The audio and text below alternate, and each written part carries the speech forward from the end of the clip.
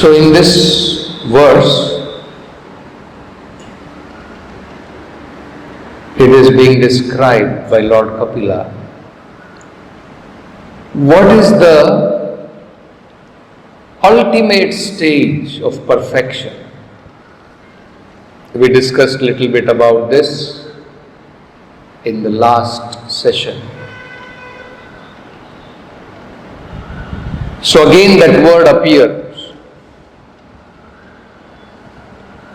Charamaha, the last, final, ultimate stage. Adhyagamat Swarupam, a person, he attains his original Swarupam, he has realized. Siddhaha, he is a self-realized soul. So, then one may wonder, okay, if somebody is self-realized soul, how do we identify him? Many times in our mind this question comes. How do we know spiritual master is self-realized? So here it is given. Symptoms are given here. What are the symptoms of a person who has realized his Swarupam? Adhyagamat Swarupam Siddho. So what is this? The symptoms are Na Vipashyati Deham.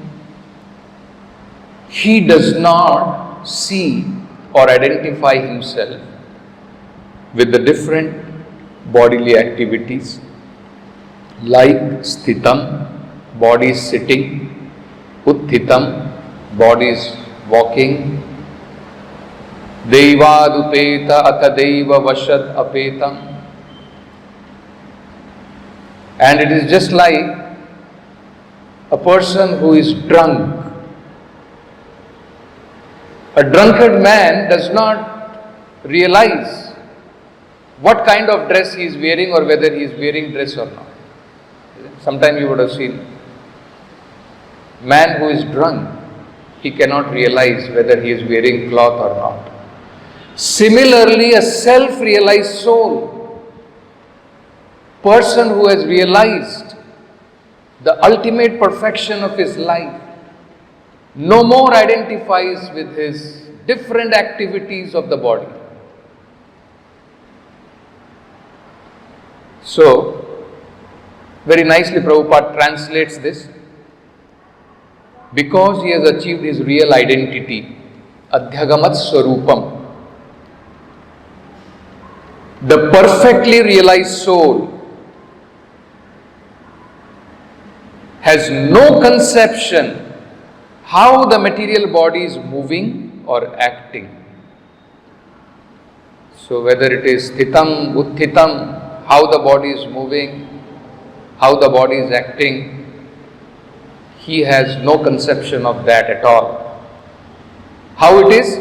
Just as an intoxicated person cannot understand whether or not he has clothing on his body. Just like an intoxicated person, he cannot understand what dress he is wearing, whether he is wearing the dress or not. He does not know. So this is the comparison. So Prabhupada is explaining what is this called as in the purport. This stage of life is explained by Rupa Goswami in Bhakti Rasamrita Sindhu. Person whose mind is completely dovetailed with the desire of Supreme Personality of Godhead and who engages 100% in the service of the Lord, forgets his material bodily demands. If lot of material bodily demands are giving you problem, we should understand still we are far, far away from being realized.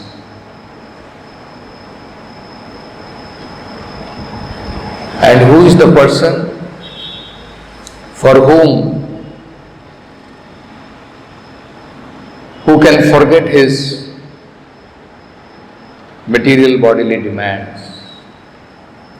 For us it is so difficult, isn't it?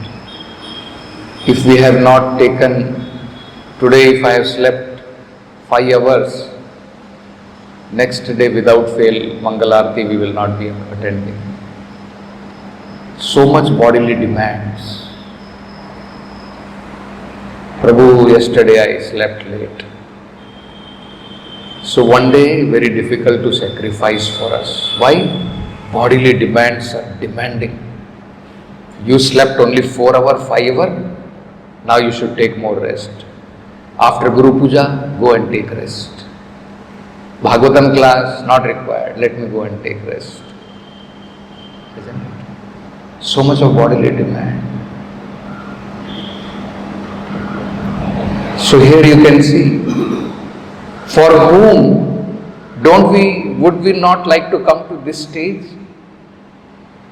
where bodily demands are completely reduced and our full time, full energy, full mind, we can just enjoy Krishna consciousness. What a great stage it must be. Where we are not wasting time for sleeping, eating, all the different kinds of bodily demand. You see. So if we can see this, that the more the bodily demands are harassing us, then we are very far, far away from being self-realized. And when we find no more these bodily demands we are aware about, eating, sleeping, all these things, then he is called Jivan Mukta Sa Uchyate.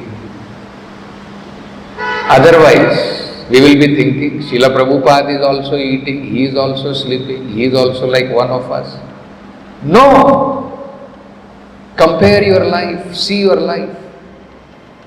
If we see our life, we are so much harassed by bodily demands. One day you go out of station, next day you will be missing whole program. Prabhupada, he was in his old age of 75 to 80, he was traveling like anything. And not that next day he will not be there for the program. Never happened.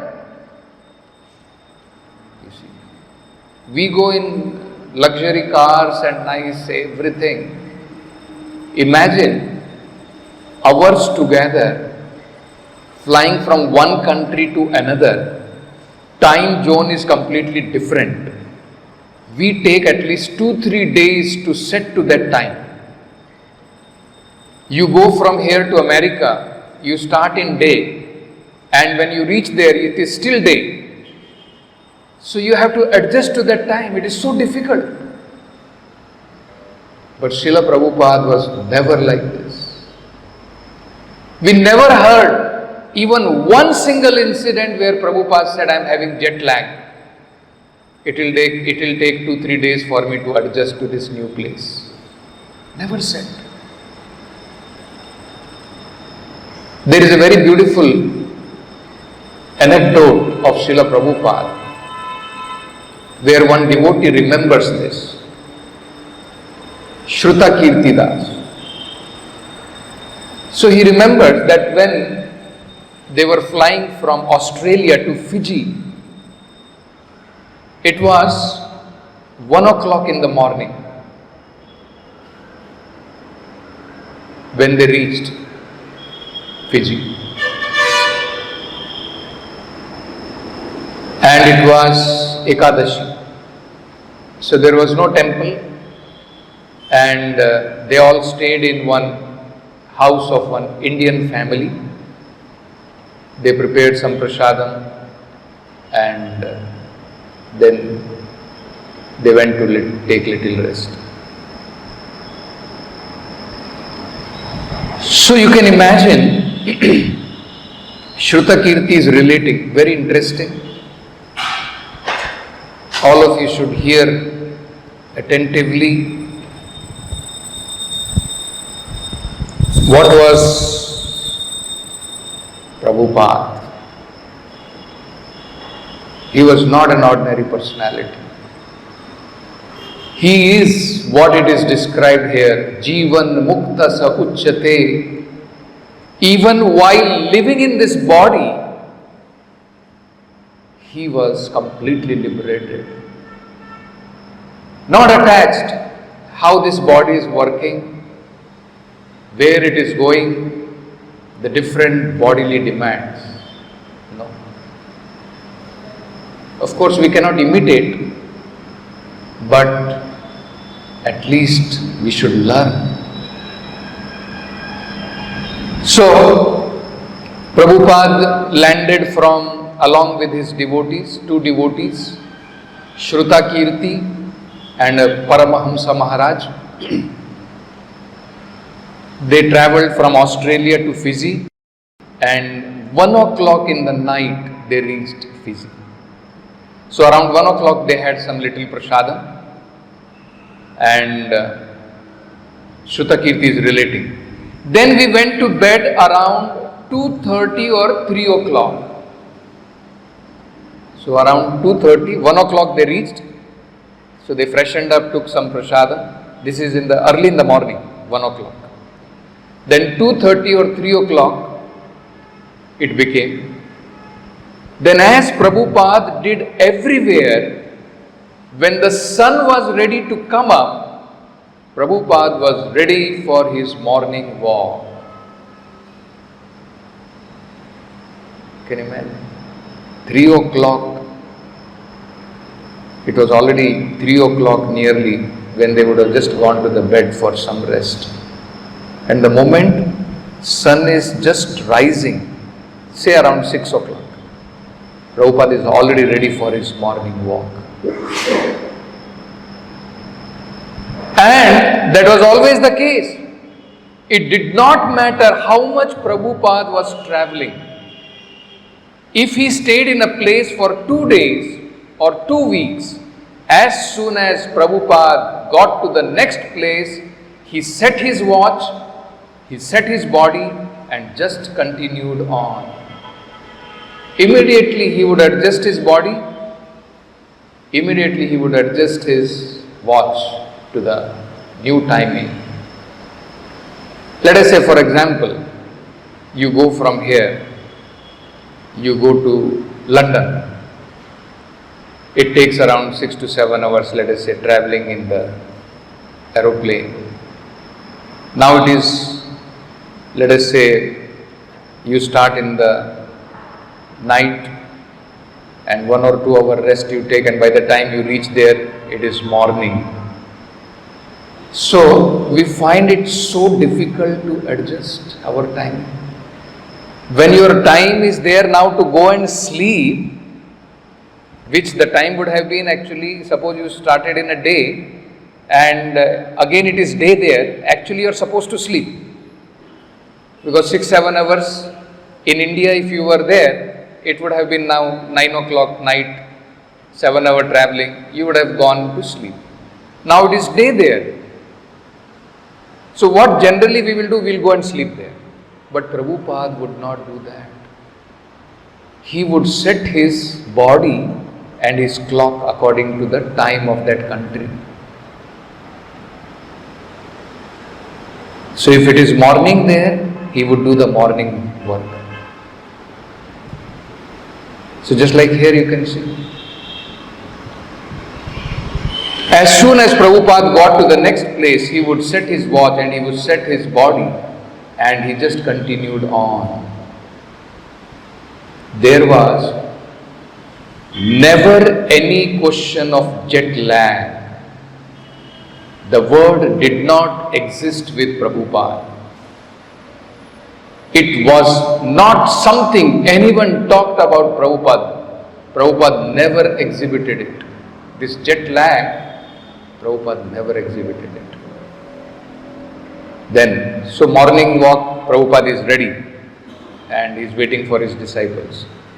We went out on a morning walk and he would walk as quickly as he did everywhere for about an hour or 1.5 hours. Then we had a program. Prabhupada always had a morning program and he spoke, and then we had prasad. So Prabhupada went out for morning walk and then he had his morning program, whatever class and everything, and then after that prasad. Then Paramahamsa and I, we were just waiting for the opportunity to sleep again. All like us only, isn't it? We'll be all waiting when this program will finish and I'll go and just lie down and take rest. Isn't it? Because we had only had 3 hours of sleep, and for us that was really difficult. And we were hoping after breakfast, Prabhupada would take a nap. So Prabhupada would take a nap, that time we'll just sleep out and we'll also go and sleep. So they were thinking. So I brought Prabhupada his breakfast. And then when he was finished, I came and took everything out and Prabhupada laid down. So I went back. I said, Prabhupada is resting. So Paramahamsa and I, we also laid down.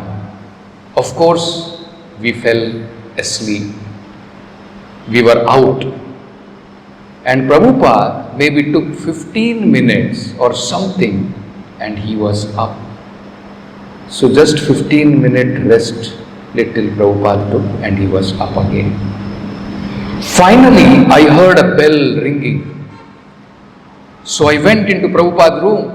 And it happened a few times where I would literally try to wake up as I was offering obeisances and exercise my eyes so that Prabhupada could not make out that I was sleeping.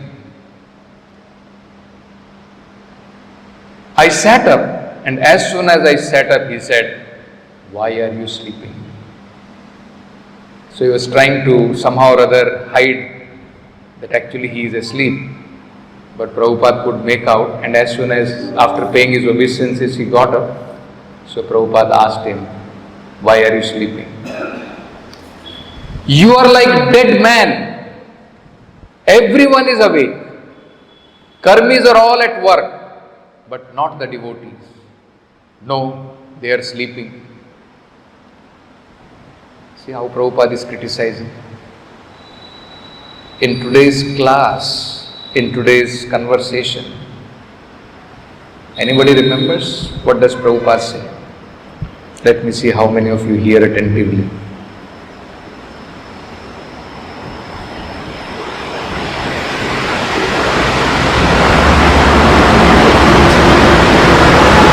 Anyone? Any bit of that conversation anyone remembers?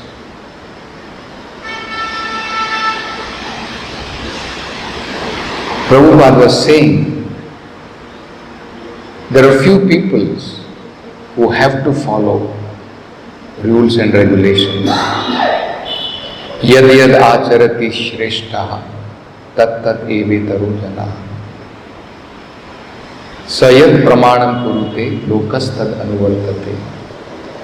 And he said one of them is preachers in Krishna consciousness, public leader, executive heads and preachers. We all preach. So many people come. We want to preach.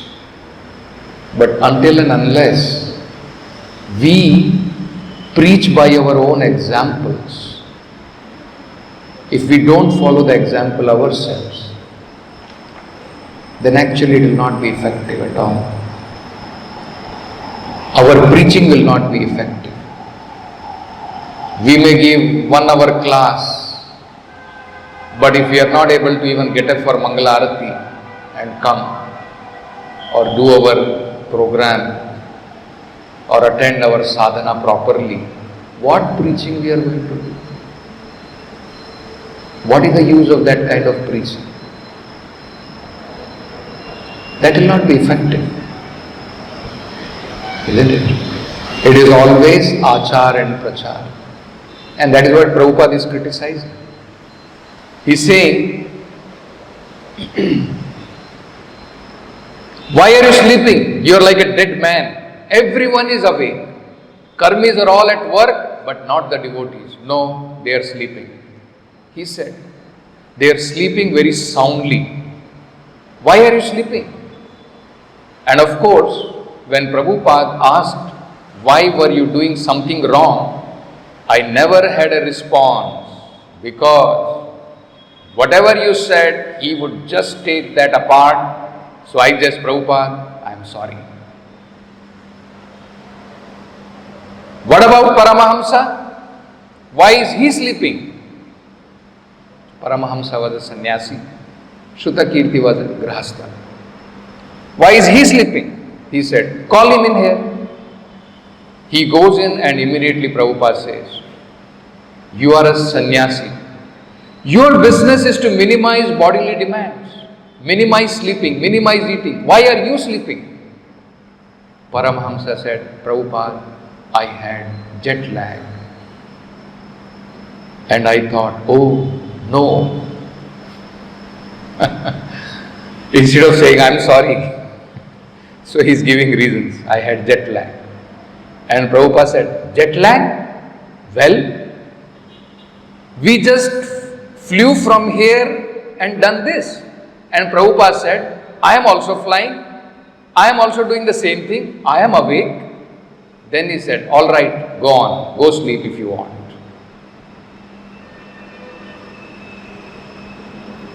So we would go back to the room and of course we would not sleep. Sometimes 5 minutes would go by, or sometimes half an hour, and he would ring the bell again, and you would go in, and then he would tell you to start reading, and he would tell you some stories or something, and you would know that he was not angry with you. He was always trying to save us from our bad habits and trying to show us that becoming Krishna consciousness is a serious business. And one has to follow the process. Otherwise, gradually one can fall away. But that was one of the things he would do after chastising. He would always have a way of being extra special nice or a little later on, and then we would knew that he loved us so much. So actually we can see this in the life of Prabhupada. What Lord Kapila is saying here is very much true. Never cared about the demands of the body. And we are so much we think about our body. Actually, very important principle for us, because neither we can imitate Srila Prabhupada, nor we should be like karmis. Two extremes should not be there. For us, it is very important to be regulated. Very, very important to be regulated. Krishna says that in Bhagavad Gita, if you cannot regulate your life, you cannot become a yogi. Any yogi, whether it is dhyana yogi, karma yogi, jnana yogi, bhakti yogi, no yogi, if you are not regulated in your life. This is the best course devotee should take. He should analyze. What am I doing? I gave up all my attachments in my family life. I came here to practice Krishna consciousness just to sleep. Whenever I find time, I go and lie down. Not bothered about programs are going on. Srila Prabhupada has given such important programs Because if we don't follow prescribed rules and regulation, where we will come to the point?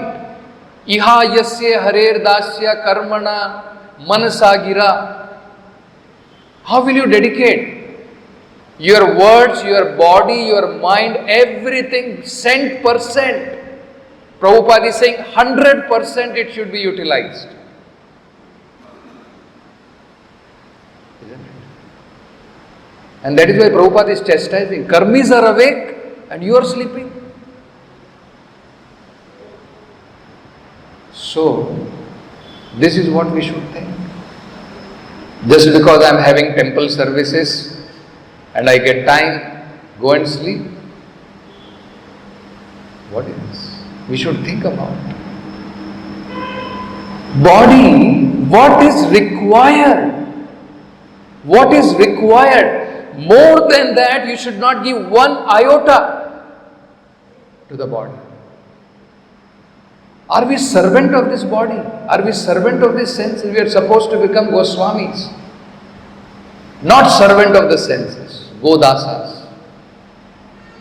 My mind says, I am feeling lazy, go and just sleep and take rest. Just go and lie down and sleep. Isn't it? So we should analyze, we should think. Krishna consciousness is actually such an important thing. Yesterday one devotee was speaking to me and he was telling me. So I was asking him, there are commanders, temple commanders are there are assistant temple commanders are there, monitors are there. So he is telling, Prabhu, what to do? They themselves will be sleeping. So, devotees who are at responsible position, who are leaders, first they must correct themselves. Otherwise it will be very difficult. You may be commander or you may be supreme commander, nothing is going to work with your different designation which you have got. Isn't it? So, then gradually what will happen? If we neglect our sadhana, then automatically no taste in Krishna consciousness. And then mind thinks about, I was better outside, at least I used to run and come to the temple. I'm missing some program, I used to think like that and I used to come very eagerly. Now here I am simply sleeping. So better, I think, it may be better for me to go outside and work, then I will think about. So this will happen. No taste in, how taste will come? We are not ready to take medicine. Actually our medicine is not even bitter. What Lord Kapila is describing is very bitter medicine. Going to the forest, meditating on the tip of the nose, concentrating your mind, then in your mind you have to make a form of the Lord. And for us Chaitanya Mahaprabhu has given such a sublime and easy process, not such a great austerity. And still if we are not ready, even this much austerity if we are not ready, what we are going to gain? What we are going to gain? This is what one should understand. So, actually all of us, not only designated people, all of us are preachers. All of us have to set examples for people. We should analyze why I feel so sleepy. Why I feel so sleepy. We should think about this. So either there are two things. Either we are very, not regulated in your habits. Unregulated habits will spoil your whole spiritual life.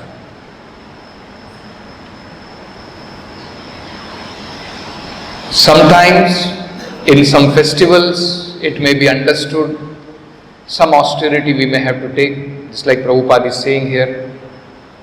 They may have to travel and still austerity they have to take. Okay, understandable. But otherwise, if we are not regulated, if we don't go to bed in proper time, then this cycle will continue. So this is my advice to all preachers, all brahmacharis. If you can take 6 hours sleeps in the night, that is the best. Don't at all go to rest in the afternoon. If you are not controlled, you will sleep for 1 hour, 2 hours in the afternoon, and then that cycle will continue. You will not be able to sleep in the night. You will not be able to sleep in the night properly.